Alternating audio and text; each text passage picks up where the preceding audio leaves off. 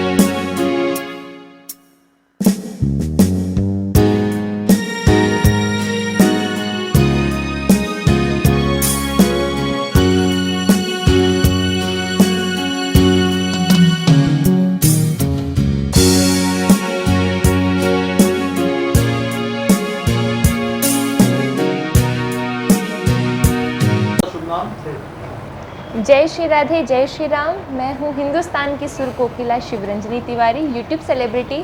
मेरे भारत का बच्चा बच्चा जय श्री राम बोलेगा, राधा ने मारे मिस कॉल, कान्हा बोले हलो हलो। कभी तो मेरे घर आना, शारदा भवानी, तमाम सभी भजनों के हिट सिंगर। गंगा कलश यात्रा गंगोत्री धाम से बागेश्वर धाम तक जो पदयात्रा है हम उसको कर रहे हैं, हम अपने सफ़र पे हैं। और आज हम यहाँ पर ज़िला मुरादाबाद में श्री परिवार समिति ट्रस्ट, इनकी तरफ से हमारा स्वागत अभिनंदन किया गया। आप समिति को बहुत बहुत धन्यवाद, हृदय से अभिनंदन। आज आप मुरादाबाद पधारे हैं तो किस उद्देश्य से पधारे हैं और समाज में क्या मैसेज, क्या संदेश देना चाहते हैं? हमारी कलश यात्रा तो चल ही रही है, जैसे सभी मीडिया रिपोर्ट्स में वायरल है।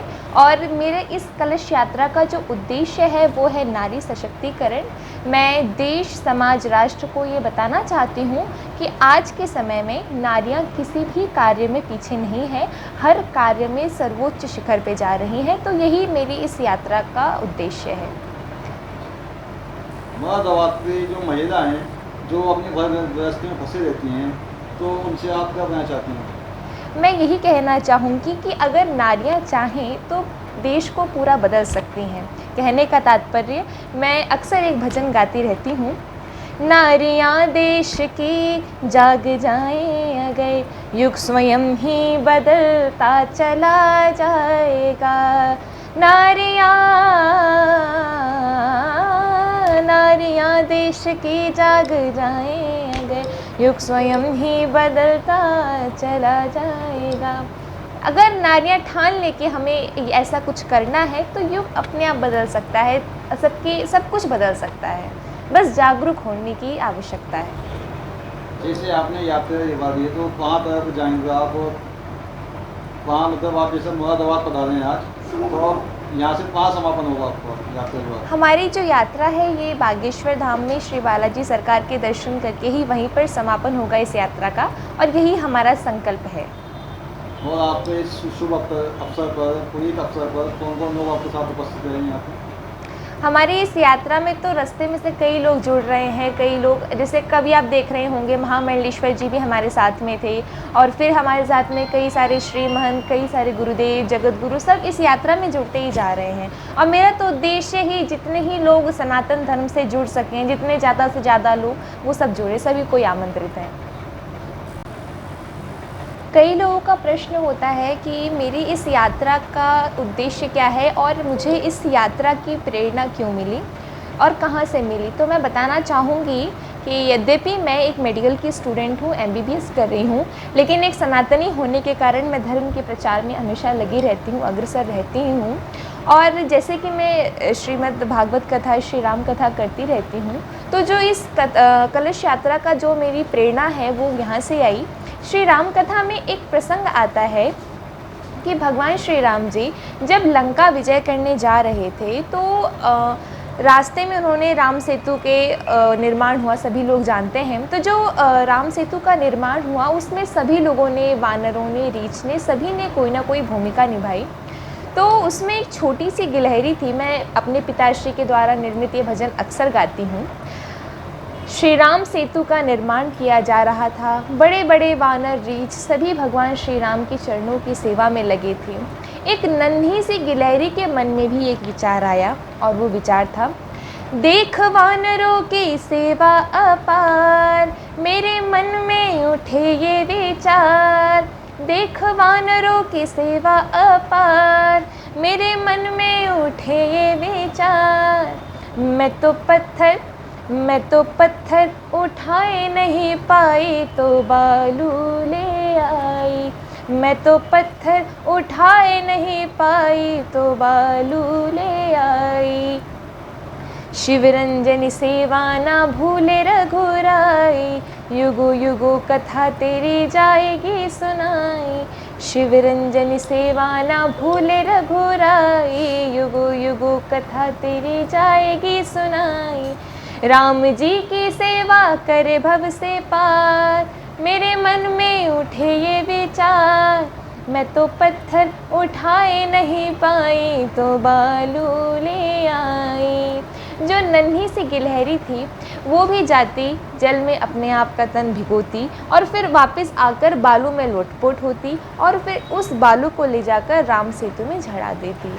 तो इस प्रसंग से मुझे ऐसा लगा कि जो हमारे पूज्य श्री गुरुदेव धीरेन्द्र शास्त्री जी हैं वो भी हिंदू राष्ट्र बनाने का संकल्प कर चुके हैं। तो मैंने सोचा कि जब वो हिंदू राष्ट्र का सेतु बनाने ही जा रहे हैं तो क्यों ना मैं एक गिलहरी या उसकी बालू के रूप में ही इस सनातन धर्म के प्रचार की कड़ी में थोड़ा बहुत योगदान दे दूं। क्यों ना मैं भी इस सनातन के कार्य में सनातनी होने के कारण इस कार्य में आगे हूँ। तो यही मेरी यात्रा का असल उद्देश्य है। मैं सनातन धर्म को मतलब प्रचार करना चाहती हूँ और अपने आप को सनातनी होने में मैं गर्व मतलब महसूस करती हूँ।